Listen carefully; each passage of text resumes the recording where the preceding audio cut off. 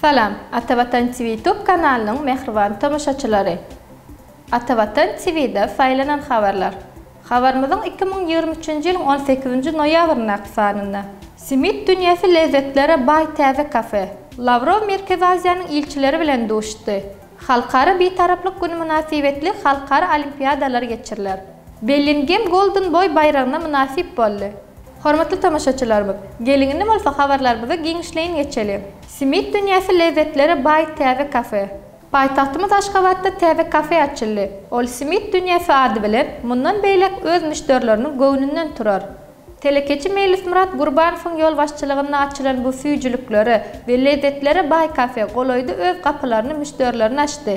Paytahtymyz Aşgabatyň iň gözel kunjoklarının birini ýagny Türkmenistanyň 15 ýyllyk Sewda merkeziniň golaýyna açylan Simit dünýäsi kafesiniň açylyş dawrasy köp adamly boldy. Bu ýere ýurdumyzyň belli sunat işgärleri, paýtahtymyzyň ýaşaýjylary we köp sany mehmanlar geldi. Täze kafeniň aýratynlygy näme? Ol hem müşteriler üçin dürli tagamlaryň el ýeterli bolmagydyr. Bu ýerde müşteriler islendik görnüşdäki tagamlary tapmak mümkinçiligine ýedir. Dürli hili süýjülük önümleri, ýagny konditor önümleriniň islendik görnüşleri, tortlar, Türkiýanyň meşhur süýjülükleri bolan baklava, dürli hili süýjülük önümleri, ýagny konditor önümleriniň islendik görnüşleri, tortlar, Türkiýanyň meşhur süýjülükleri bolan baklava we beýleki süýjü konditor önümleri müşterilerine garaşýar. Bundan başga da kafede dürli tagamlar, ýagny et önümleri, beýleki yerli we daşar ýurt tagamlary halkyň hyzmatynda. Umuman Simit dünýäsi kafesi, günnelik täze iýmitler, suwuk we gyzgyn içkiler, elin taýýarlanan desertler we tortlar, naharlar we ertelik naharlary müşterilerine garaşýar. Nahar ýemek, kofe içmek ýa-da gowy söhbetdeşlik etmek isleseňiz, ýakynlaryňyz bilen gownajaý we oňat diňç almak isleseňiz, onda Simit dünýäsi kafesi dogry salgydyr.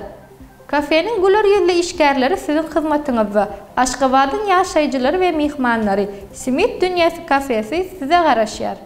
Lavrov Merkez Aziýanyň ilçileri bilen duşdy.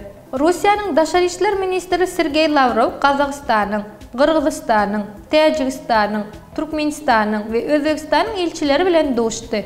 Bu barada Russiýanyň Daşary siýasat edarasy habar berýär.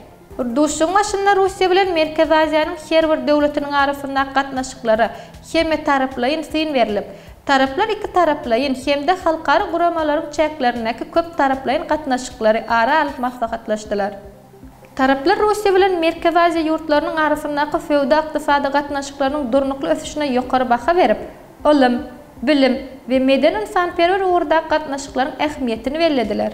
Şeýle hem howpsuzlyk we sewit durnukly babatda strategik hyzmatdaşlygyň köp taraplaýyn toplumynyň durnukly ösdürilmegini üpçün etmek babatdaky tagallalar beýan edildi. Mundan başga 2022-nji ýylyň 14-nji oktýabrynda Astana şäherine geçirilen Merkez Aziýa Russiýa formatyndaky ilkinji sammitiniň netijelerini durmuşa geçirmek babatda pikir alışdy.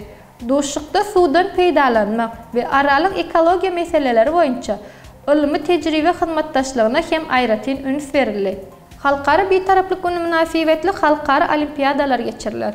Ministrler kabinetiniň başlygynyň orunmasary Nurmuhammed Aman Nepesow sany ulgam arkaly geçirilen Ministrler kabinetiniň mejlisine halkara bitaraplyk güni münasibetli ýurdumyzda geçiriljek halkara olimpiadalar barada hasawat berdi. Vatan habarlar gepleşiginde bellenip geçilişi ýaly ýurdumyzyň aýry-aýry ýokary okuw mekdeplerini talipleriň arasynda halkara internet olimpiadalaryny geçirmek göz öňüne tutulýar. Hususan geçirilmegi meýilleşdirilen olimpiadalar şeýle.